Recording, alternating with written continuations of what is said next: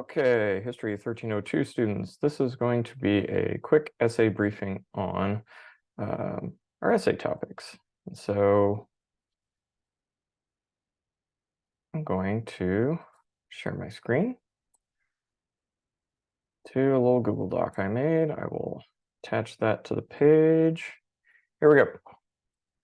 So your first essay topic, if you wanted to do that one, was to compare the political ideas of W.E.B. Du Bois and Marcus Garvey. What were the similarities? What were the differences? And so one of the important things that you want to have is axes of comparison to do the similarities and differences. And so what you want to do you want to start with W.B. Du Bois, and of course his idea on ceaseless agitation, his creation of the NAACP, his stature as the first African American with a PhD sociology. Okay, for part B, you've got Garvey, where you want to get into the notion of self-reliance, and back to Africa and his attempt to repatriate or to patriate African Americans to Africa. And then also you want to deal with his epilogue of being convicted of mail fraud and deported, and maybe you have one other commentary where the two play out, but really in your body paragraphs you want to play with it that way. The other way you could play it, and now that I'm thinking about it, I probably want to do it this way, is you do, I'll just, okay, rather than doing Du Bois and Garvey, which might seem like a very good way to do it, okay, you get into institutions. So here you're comparing the NAACP to the UNIA. Then you get into, actually, before you do that, I would probably hit their respective background. So here you have Du Bois coming out of university. Then you've got Garvey coming from abroad, institutions, and then you probably want to get into ideology, where you get into the ceaseless agitation, self-reliance or segregated self-reliance,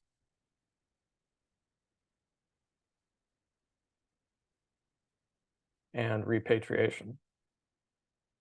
And so rather than doing a Du Bois Garvey as your body paragraph, you actually use the axes of comparison, and that way when you dump the evidence on Du Bois and Garvey, Du Bois and Garvey, Du Bois and Garvey, the compare contrast is inherent. Okay, next bit. Explain the various debates surrounding the League of Nations. Why did the Senate ultimately refuse to ratify or join the League of Nations?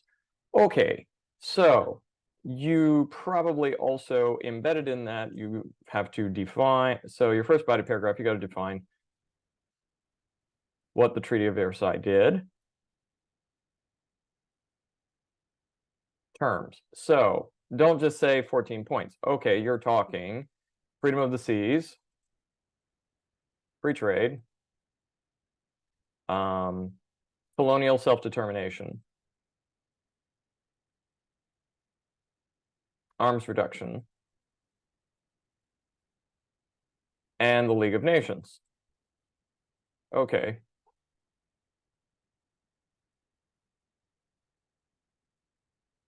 Arguments for, so that's where you pull Wilson's arguments. And then arguments against. That was the national sovereignty issue. And so you're doing Wilson's argument. And here you're doing Henry Cabot Lodge.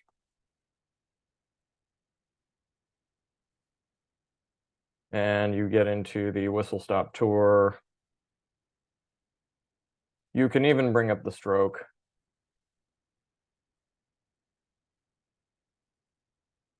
And then you can even get into the push for the return to normalcy. Okay. All right. So,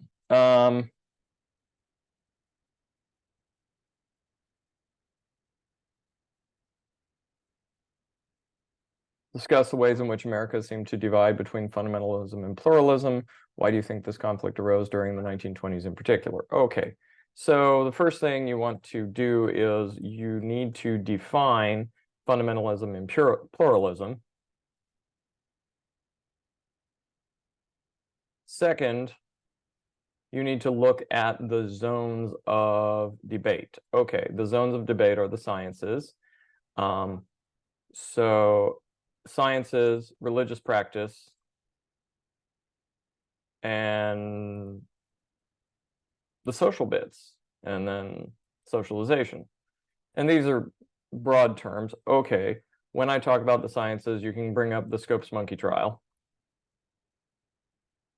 You can also bring up the new sciences, geology, astronomy, etc., that are beginning to undermine the traditional religion in terms of the literal interpretation of creation. Then you get into new religious practices. You have reformed Christian practice. And then you also had religious fundamentalism. So again, how the new sciences coming out of the university are interpreted by mainline Protestant denominations, some denominations of Catholicism, some denominations of Judaism, and then how that meets out with elements of the churches that don't change. Okay, then you've got, apparently it wants, there we go. Socialization. Okay, so notions about human sexuality. So you have birth control. You have prohibition, and how those are, and then you have the indulgences of the commercial society, jazz, other forms of entertainment that previously were jazz, vaudeville, things that were previously considered sinful. Now, embedded in this, you have to ask why. Okay, it's the 1920s, you have the consumer culture, you have money to burn. Also, people are coming back from World War I and dealing with the existential crisis of war on an industrial scale and what that did. Okay. What brought on the Great Depression? Okay, you can even see it in the things that they needed to reform. Okay, issues in banking, issues in agriculture, and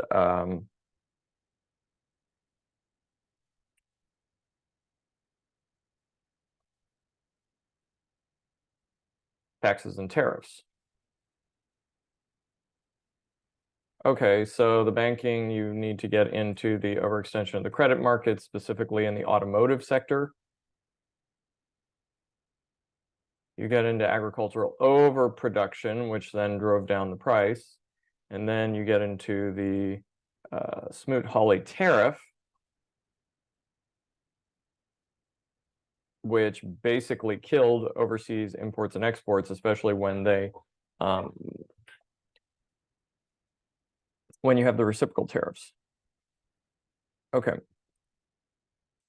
Analyze how FDR oversaw the transformation of the Democratic Party into a coalition of farmers, industrial workers, and reform-minded middle-class liberal intellectuals, Northern African Americans, and white supremacists in the South. Okay, so really what you need to do is look at the New Deal programs and how they helped each of those. So when you look at the New Deal programs, you had banking reform, agricultural reform, and the last thing you have is public works. Okay, So in the banking reform, that gets you your Northern intellectuals and your industrial. Oh, wait, and then you also have labor reform. So this is where you get into the CCC, you get into the WPA, the agricultural reform, you get into the Agricultural Adjustment Act, banking reform, you get into Glass-Steagall, and you even get into the bank holiday and the FDIC. The agricultural reform. For the labor reform, you get into the Wagner Act. And so each of these you want to tie into one of those groups. So again, the reform-minded urban intellectuals, they were after the banking. The farmers, some of them benefited by being paid not to farm, or at least the perception that the government was helping. The public works, a vast majority of them were in places that were heavily dominated by Democrats. So the Tennessee Valley Authority is, of course, in the Tennessee Valley, which is in the South. You had major public works in New Mexico and in other places that basically you have FDR basically buying votes.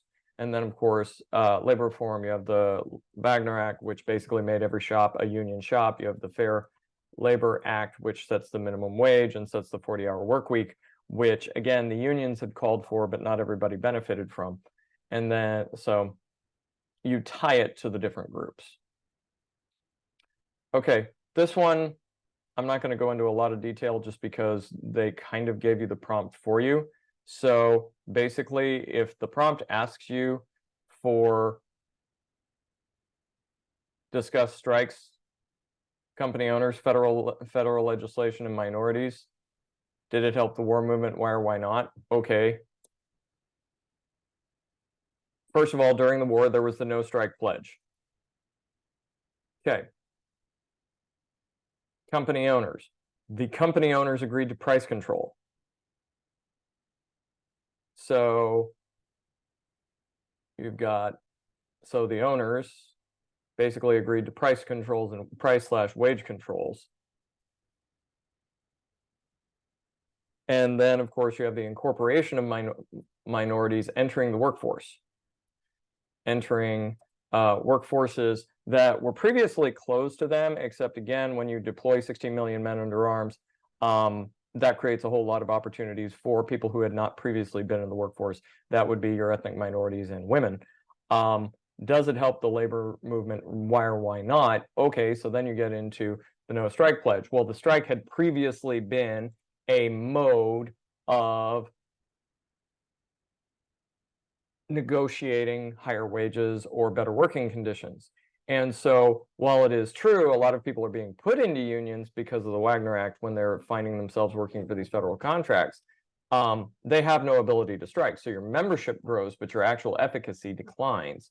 So again, strikes is part of that negotiation. Now, the wages and the price controls really doesn't help, or well, the wage controls, again, the union loses the ability to solicit for more wages. And then, of course, the entrance of minorities into the workforce, it adds them to the rolls, but again, it doesn't grow their power. Okay, and so again, pulling names, dates, places, and details from the text. Now, for your outline here, discuss World War II and its impact on Asian Americans, Native Americans, and Mexican Americans.